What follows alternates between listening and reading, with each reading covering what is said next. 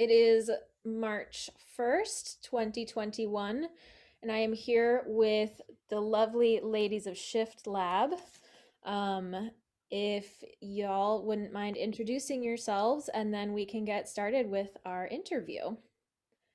Sarah, do you want to go first? You're up first on my screen. Sure, sure. I'm Sarah Bryant. I've been making artist books since about 2005 under the imprint Big Jump Press. And I'm currently living in Tuscaloosa, Alabama, where I teach letterpress and book arts for the MFA Book Arts program at the University of Alabama. Great. Katie? Hi, I'm Katie Baldwin, and I teach book arts and printmaking in a BFA program at the University of Alabama, Huntsville. I'm currently a Fulbright Scholar at National Taiwan Normal University in Taipei. Cool.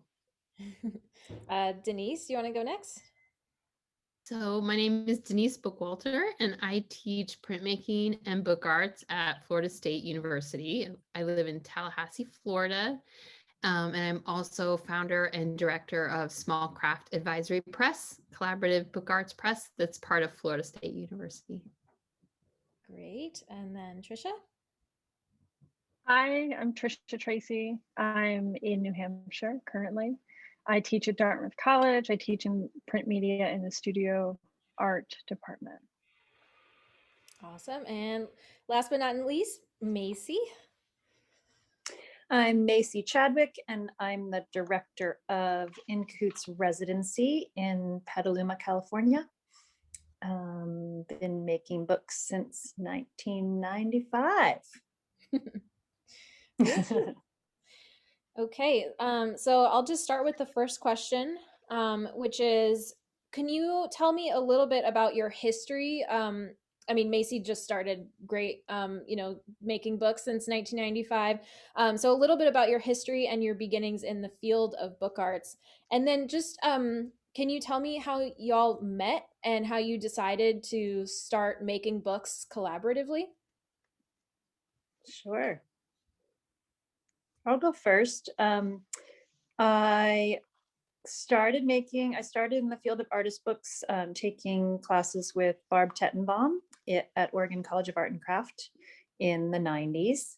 And then went to the University of the Arts for graduate degree, where I met Katie and Trisha. And so that's sort of what started Shift Lab, was sort of that nugget of knowing those two, but other people can jump in of some of our history too. I think a few of us met just in different ways, like conferences and different book arts activities. Katie and I had the same fellowship, though not at the same time, at Wells College. So we kind of got to know each other as we were sort of crossing paths as I left and she came in.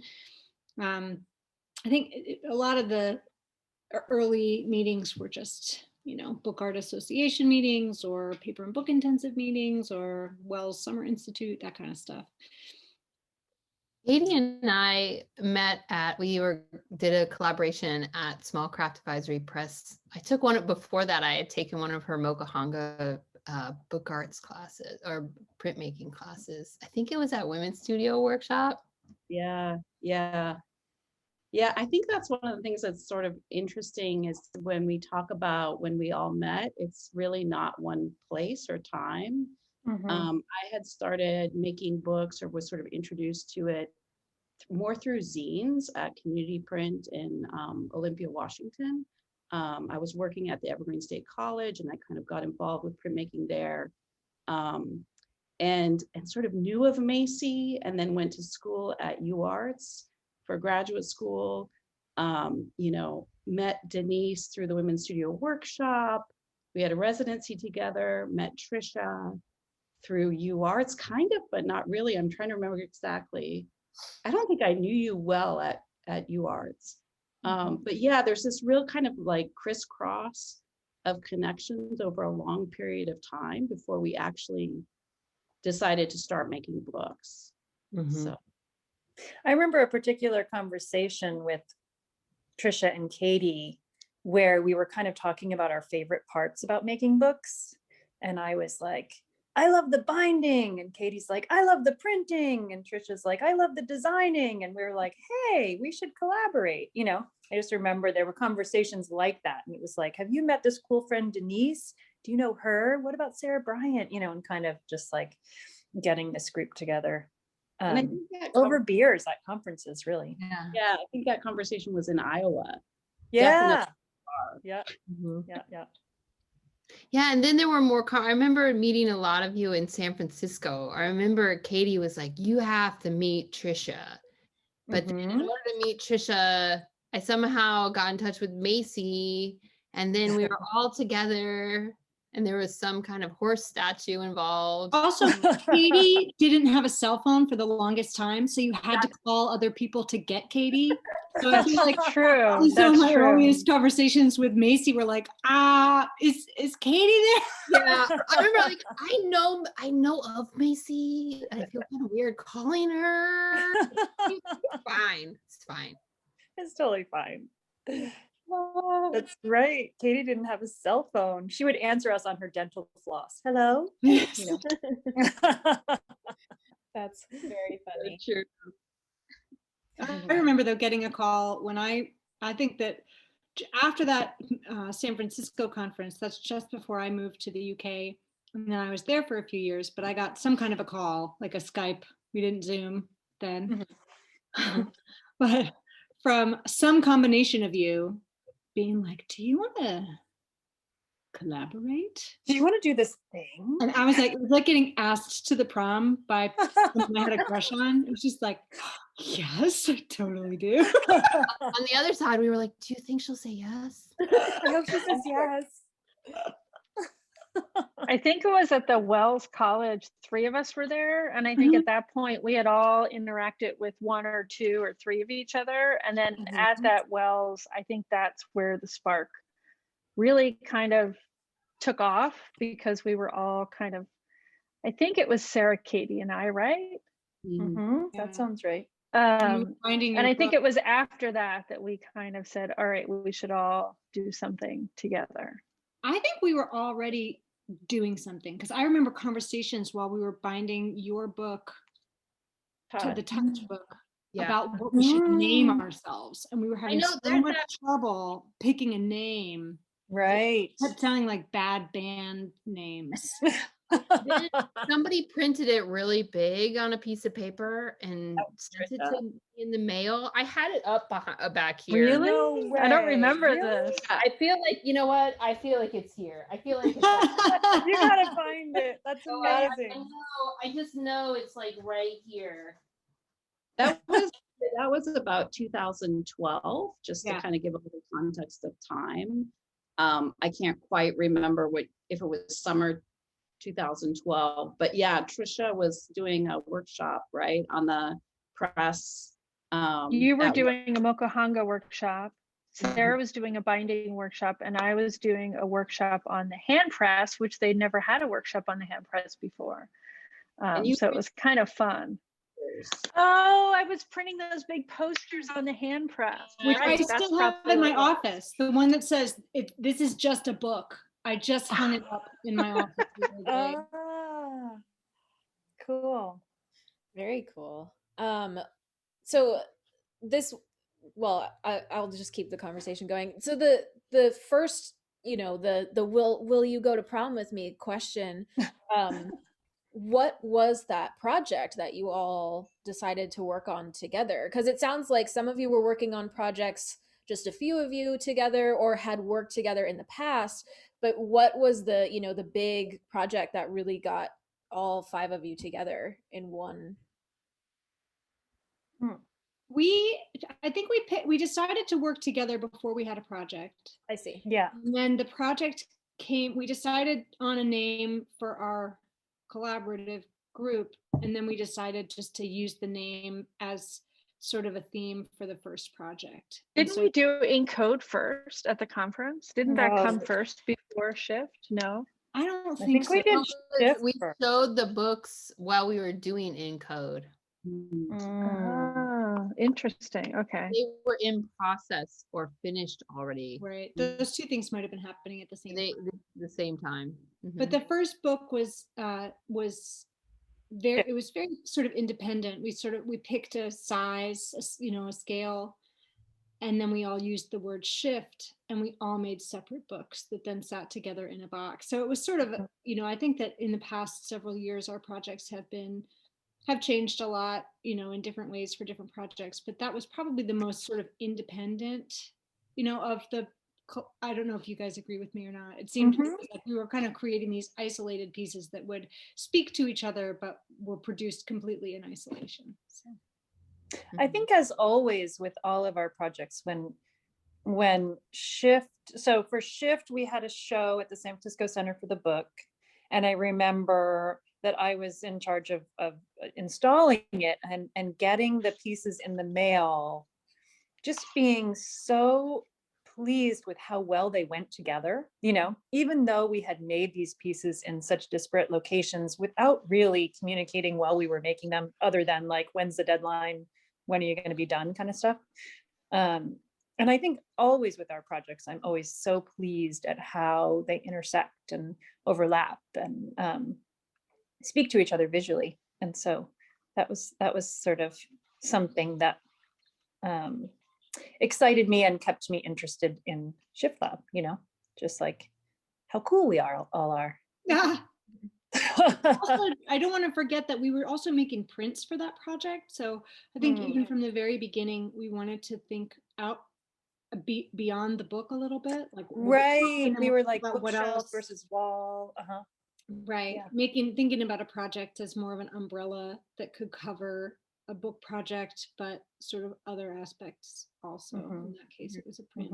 Well, and that one was like about that shift in scale too. It was, there was the overall theme of shift, but then we had the more intimate books, and then these larger prints that went on the wall, and just this translation back and forth. And that conversation was really interesting. We don't really show those prints. I don't even know where my prints are. Oh, I know. I kind of love those prints. I did too. Mine were on panel. They're here somewhere. I feel like I never even saw the prints because I was in the UK, so I never went to the exhibition. So I've only seen pictures of the prints. Yeah, right. And they weren't, I think some of them were one of a kind. Mine was an edition, but I think some of them were one of a kind. So they only exist in our own homes, I guess. So can you tell me a little bit about your process of working collaboratively? So, how does a project start?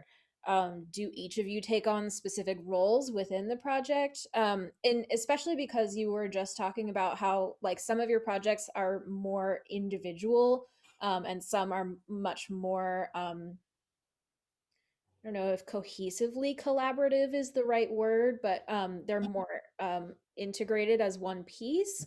Can you talk about that a little bit? Planning and deadlines, things like that. I mean, what is the sort of process, start to finish? Well, Different every time. different every time, that's right. Yeah. I think we learn each time about different ways of working, that we're like, some things we want to do again, and other things we're like, okay, we did that, let's try it another way. But ultimately, they're all unique projects and have a unique set of framework, and grow out of the last project based on, oh, well, we didn't get to do enough of this in that project, so then let's try this way. Or I'm thinking specifically about our last project, Ref, that we all got together and worked out the dummies over a 3 or 4 day period. And so a lot of the ideas and content was worked out while we were together, and then we left and did more of the production, some of us together and some of us individually. Whereas really, I think all of the other works, we did the production, and we didn't have that kind of brainstorming and all together all at once making dummies. And it's not, Mhm. we weren't all able to be together. I think it's very unusual for us all to be together in one Well, split space. case, 3 of you were together for Oh, yeah. that similar way. That's true. Yes. Mhm. And Katie and I have often been able to work together because we're so close geographically, or we were until Katie went to Taiwan. But so there's moments, I mean, when we get together, it's normally production, not necessarily like, any thinking or planning. It's just more like cranking the press and making lists and doing that kind of stuff. I think that also the question of delegation kind of evolves with every project as well. Like, who's got the time? Who can handle the binding this time around? Who wants to be in charge of setting up the exhibition or whatever that extra load is? I think it just that those things shift from person to person depending on, I mean, skill set, interest, time, And life, when money.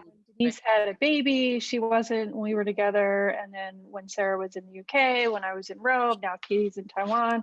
So I think we are very patient with each other as life changes, and we have different things on our plate as women, and some of us are mothers, and we move and things happen. So I think we're all very open and patient. I think just to kind of like comment on that, Trisha, like I think that just kind of like in the same way of trying to pinpoint how we meet, talking about how we work together is also really complex. I think that we collaborate because we have a connection to each other. And I think that we're always interested in leveraging sort of what we can all bring to the table. And for each project, we have to kind of adjust. There's this flexibility with life and with our skill set and what we're capable of doing in terms of our commitments and time. And I think that that means that each project has kind of a life of its own. They're different from each other. We're not very, we can't really be sort of formulaic about it.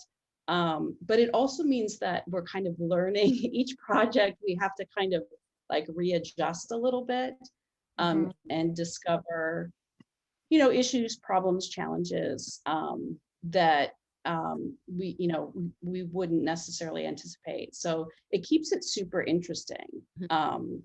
And I'll just say, just as an example, our current project, which is called Multiple Discoveries, and Macy, you might have some thoughts or want to chime in on this, but a few of us were able to meet after Codex and do some brainstorming together. And I think that one of the things that we're experiencing a lot of is sort of how we can come together and do work, and how we can be apart and do work, and how to kind of, because it's so hard for us all to be together, and of course it's possible for us all to be together. So there's this kind of tension between that kind of work that I think is shaping a lot of the projects.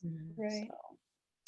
I think there's also the thing that makes it work is there is a level of trust amongst all of us that when somebody can't come, that you trust that what the group is going to do will be great, and that there's a place for you if you didn't get to be at the table. For specifically, like when I was some of the times that I missed when I was pregnant with my twins, it was really still even very hard to participate in Skype calls and things like that. And so then I just had to be like, well, I'm going to step back here and trust that what's happening, I'll catch up later and they'll speak for me. And I think that's one of the great things about working with a group of people that you're close to and that you trust in all ways. Yeah. And did that trust evolve? Like, we didn't know each other all that well. I didn't know all of you all that well when we started. And so, but now it's been like, I mean, it's kind of we're going to be at 10 years. 10-year You know what I mean? Like, I mean, it's not immediately, but if 2012 is when we started, we're actually. Wow. Was it really 2012? I think it was Well, I think 2013. maybe it was 2013, but regardless, I mean, here we are. We've been collaborating for a long time. I just kind of got chills all over my body. I know. So, but so the relationship has evolved. I feel so close to all of you now in a way that, obviously 10 years ago.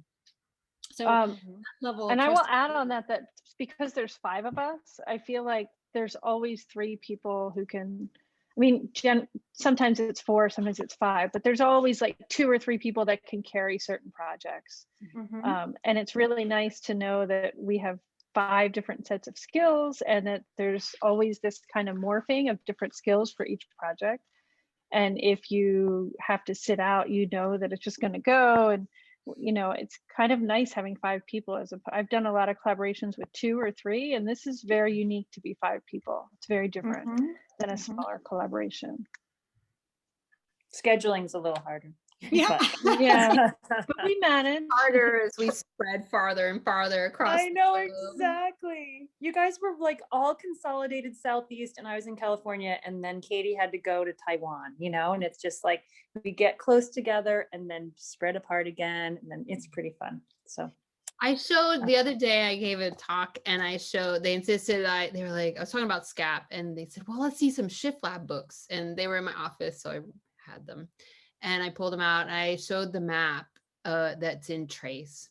And on the map, there's 5 red dots that mark the locations where we are. And I love looking at that map because that was the moment that there were 3 of us kind of in the Southeast, Macy in California, and then way over here, we had Sarah in the UK. And it makes it's just such a visual experience of that moment in time. So I want to ask a little bit about your individual practices as well, and just how your collaborative process affects your individual practices and vice versa. I mean, it seems like your collaborative work is so it has such meaning to all of you individually and as a group. But I'm curious to know like how that process and how making that work together affects your individual making as well.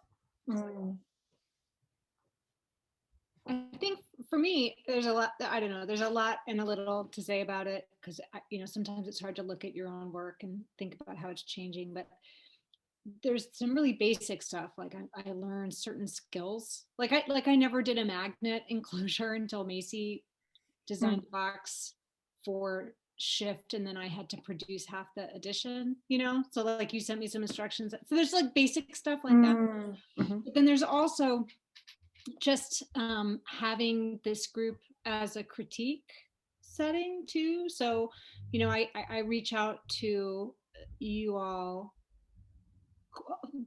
really a lot more than I reach out to other people these days when I have that first conversation where I'm like, is this book dumb that I'm making? Which is like the initial, I feel is this worth it? Yeah. I was like, is this a dumb project? Katie especially, I feel like she's heard me ask this question about 7 times. Like, is this dumb? Is it dumb? So I don't know specifically how my work has changed, but I know that I really value the feedback that I get from this group of people. I think for me, I would say I don't produce a lot of artist books individually. It's really, my work is really more 2-dimensional, and while it's narrative and includes, letterpress and things like that, this for me has been a way for me. This has been a way for me to like keep my interests in book arts, sort of, be engaged with it. And there's always this interesting dialogue between the book and narrative and print and image making.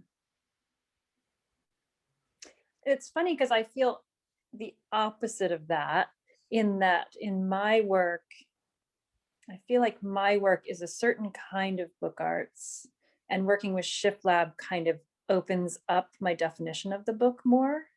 Like, especially some of the ideas that Denise brings to the table, like when we were working on Ref and she made a big piece of fabric to represent the encyclopedia. I'm like, that is so cool, Denise. You know, it's just something I would never think to do. And so just things like that. And then also, I've been really influenced by this group in terms of research. Like, my own work is always very based on personal narrative and my own experiences in my life. And then, you know, we work on a project like in code, and all of a sudden I have to use Twitter, you know, and I'm like, what? Or Ref, I have to think about the chronology of libraries and the history of libraries. And I'm like, this is something I would have never researched before. So it's almost like, you know, mixing it up a little bit for me. I work collaboratively a lot. A lot of my work is collaborative. I have a studio practice, a solo studio practice, but it tends to, my collaborative projects tend to rise to the top. And I think, you know, Shift Lab has just been, I think it also feeds all of the other projects in a really strong way. I've collaborated individually with some of the Shift Lab ladies. But it's just a way to think about all the different ways that you can collaborate. And I think about how it works with Shift Lab, and then how it works with SCAP, and you know, all those moments. I think a lot about the moments where it's difficult, or you're like, okay, is this a nothing? But the fact that all of the collaboration, you know, all these collaborations, they have that moment. And I love that moment where you're like, I don't know where this is going. And then the aha moment when you move through it and it becomes a something. And I think about those moments a lot between all the collaborations. And it helps you move through those hard moments. And have confidence to encourage others that are collaborating, especially at SCAP, where they're like looking at me like, what is happening now? It'll be okay. It's gonna be okay. I think for me, I'm similar to Denise and Katie for different reasons. I have a very collaborative practice, but more design based. Like Katie, my other collaborations are more iterative and fast, research based, design based.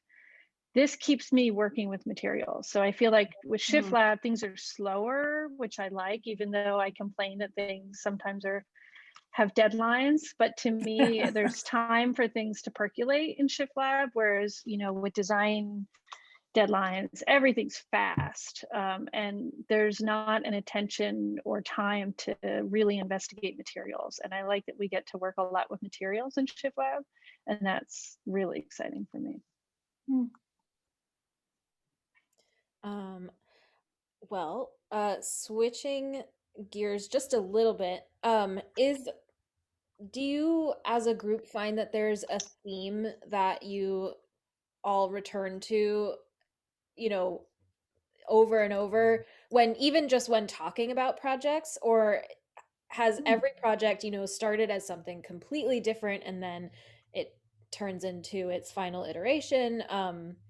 Is there something that sort of draws you all back to, you know, making books together, other than, you know, the fact that you love working together?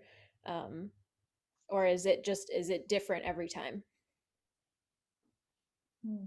I think it's different every time. Yeah. Like sometimes we have a project where it's like, it's all like with Shift, for example, the details were hashed out and it was just like, go make.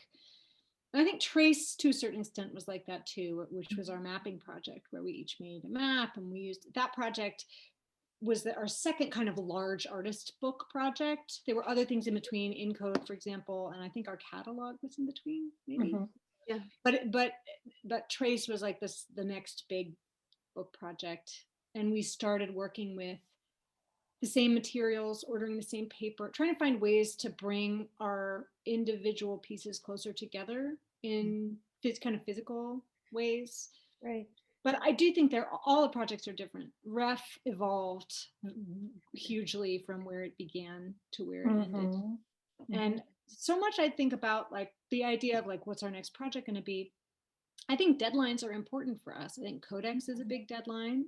And I think sometimes we have exhibitions that might be the deadline, but there always is a deadline by which we have to have a book. And I think a lot of people are on kind of the Codex calendar, you know. And so, but I do think it's helpful for us in particular, because as 5 people with lots going on all the time, it's nice to have some external pressure that says like, this is the date for that book. And if it's not done by then, you know, there are consequences for not having the book ready. And so, and whether it's Codex or whether it's like an exhibition, I know that we've in the past had to time the book for different things. I think the Sandy Gallery exhibition, maybe for Trace, but the deadline really just sort of keeps us moving. It's not like, are we going to do another project? It's more like, okay, get ready. You know, what's it going to be? Because we've only got 2 years, you know.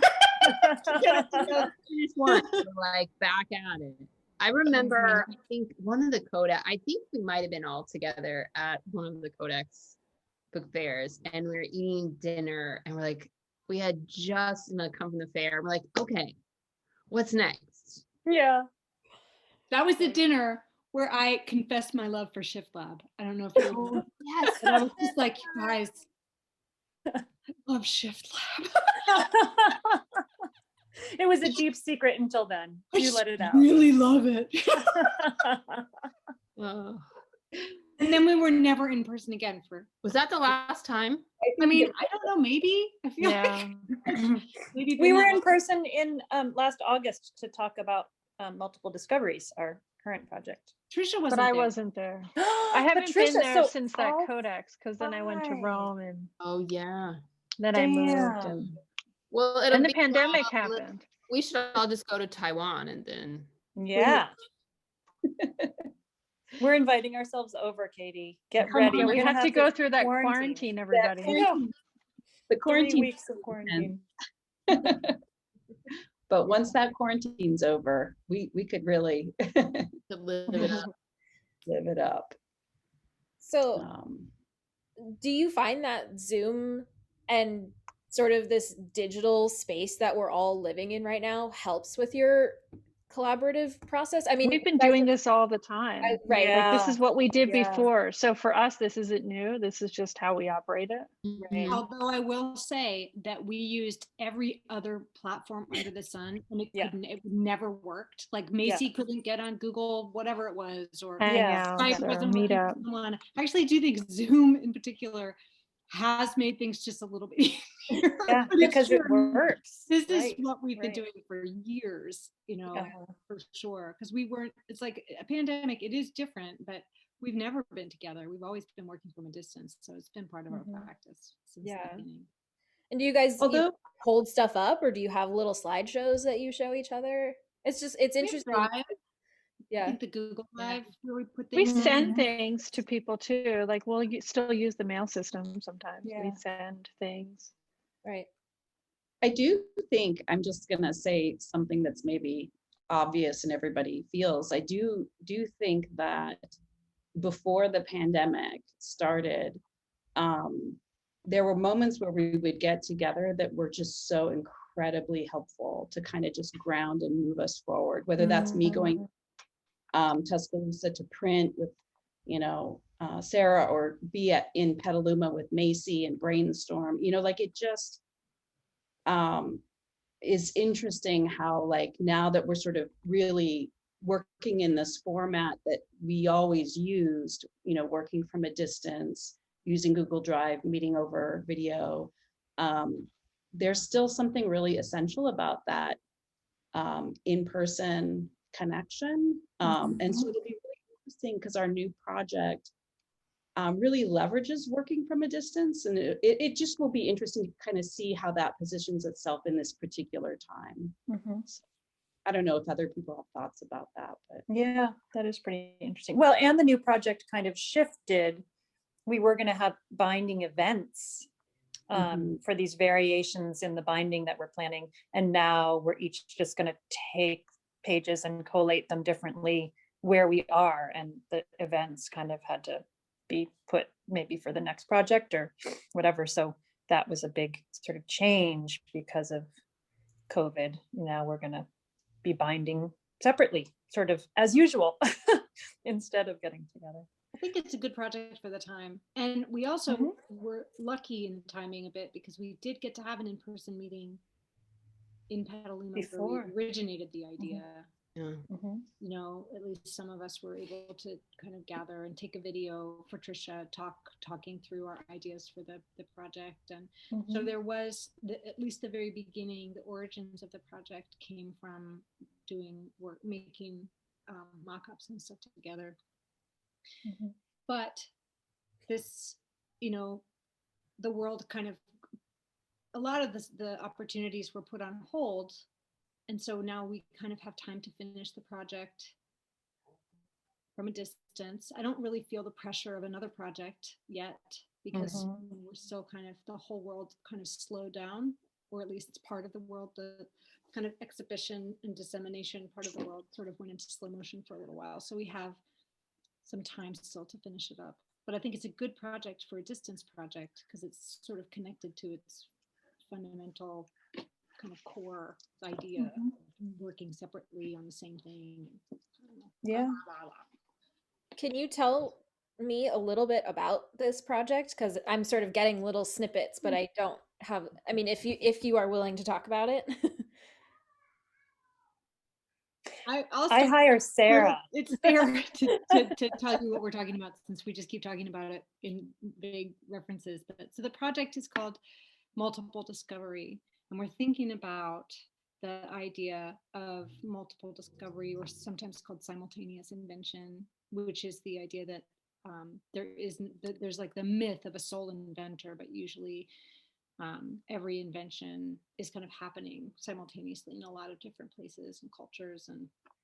And so we're thinking about that as sort of a metaphor for collaboration from a distance. And we've selected a palette of 4 colors and some basic formal design decisions, like where we're going to have a horizon line and those kinds of things. And we're making these folios that we're going to collate in 5 different ways. So the edition is 50, but there'll be 10 copies that will be bound according to Macy's collation plan and 10 copies according to my collation plan, so that you'll end up with these 5 very different, but, you know, books made of the same basic ingredients. So that, have I encapsulated it? I'm sure I'm missing some key information. Well done, Sarah. Well done. But as somebody mentioned before, we were thinking initially about it as being more performative. So like we would do a collation at the Minnesota Center. You know, we had kind of a list of places we were.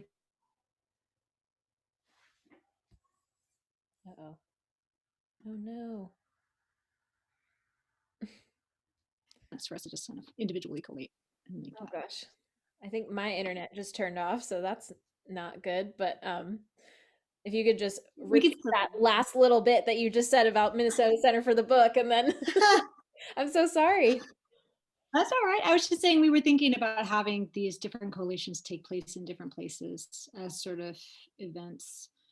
And that since then, since the world changed, we've changed our thoughts about the project, and now we're doing it kind of individually in different places. So that's all. I think that's really interesting to have each of you, like you're working with the same elements of the book, but you're each interpreting it differently.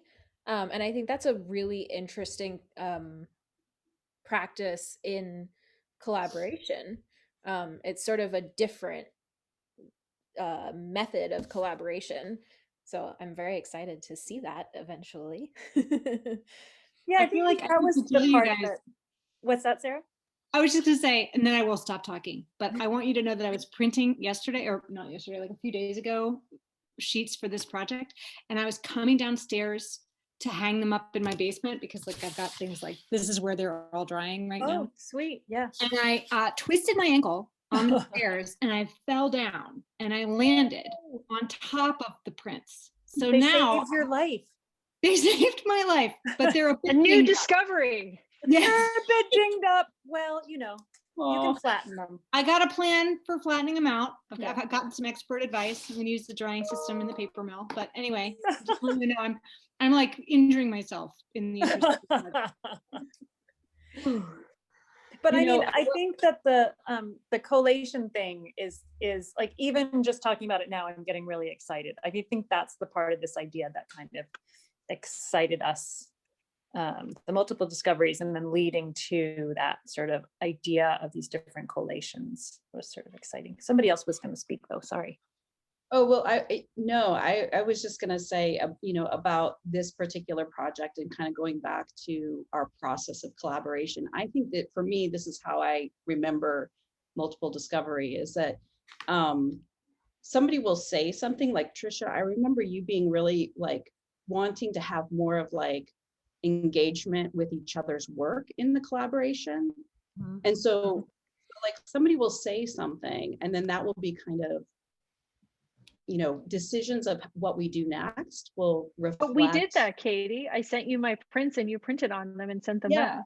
Yeah, exactly. I think in some ways it's like there can be just a moment of somebody saying some particular thing, and then that kind of feeds or gives direction to a project. So this idea of exchanging the folios or and arranging them differently, sort of comes out of just comments or interests early on in the process. Also, the split case, which was a smaller scale project that Macy and Denise and I printed when we went to the Hamilton Wood Type and Printing Museum.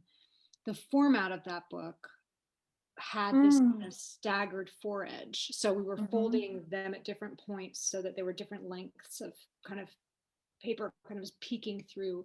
And we're adopting that for this project too. So there's just some kind of very specific moments that have come out of other books almost accidentally or, kind of spontaneously, smaller scale projects that now we're kind of building into a larger project. So I feel like the more time we spend together, the more interesting, we're sitting on top of a sort of history of collaboration. And that includes, just as you were saying, Katie, these kinds of ideas that come up that we want to explore more, but also kind of structural solutions to just book and paper problems that we then can adapt and move forward into new work.